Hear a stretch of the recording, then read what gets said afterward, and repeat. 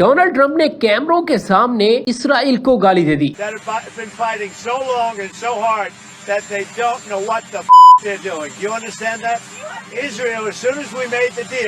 ये अल्फाज किसी आम शख्स के नहीं बल्कि अमेरिका के सदर डोनाल्ड ट्रंप के हैं और ये उस वक्त कहे गए जब ईरान और इसराइल ने एक बार फिर सीज फायर की धज्जियां उड़ा दी हैं। जी हाँ, जब दुनिया जंग रुकवाने के लिए जोर लगा रही थी, जब अक़वाम मुत्तहिदा समेत कई ममालिक ने जंग बंदी की अपीलें की, तब ईरान और इसराइल ने दोबारा एक दूसरे पर हमले शुरू कर दिए हैं। अमेरिकी सदर जो कि खुद सख्त गिर लीडर माने जाते हैं, वो भी इस बार बर्दाश्त न कर सके। उनका कहना था ये इतने सालों से लड़ रहे हैं कि अब इनको खुद भी समझ नहीं आ रही कि ये क्यों लड़ रहे हैं, और यही बात पूरी दुनिया को सोचने पर मजबूर करती है। ट्रंप की जुबान तो सख्त हो सकती है, लेकिन क्या वो गलत बोल रहा है? क्या ईरान और इसराइल की ये मुसलसल दुश्मनी अब सिर्फ अना और ताकत की लड़ाई बन चुकी है, जहां ना मुआहदे बचते हैं ना ही इंसानी जाने? और अगर अमन के मौके पर भी जंग छिड़ जाए तो फिर सवाल ये है, क्या कभी अमन वाकई मुमकिन होगा कि नहीं? अमेरिकी सदर के इस बयान पर आप क्या राय रखते हैं? क्या आप इस बयान को सही समझते हैं या ये भी एक मुनाफकत भरा बयान है? कमेंट बॉक्स में जरूर बताइएगा।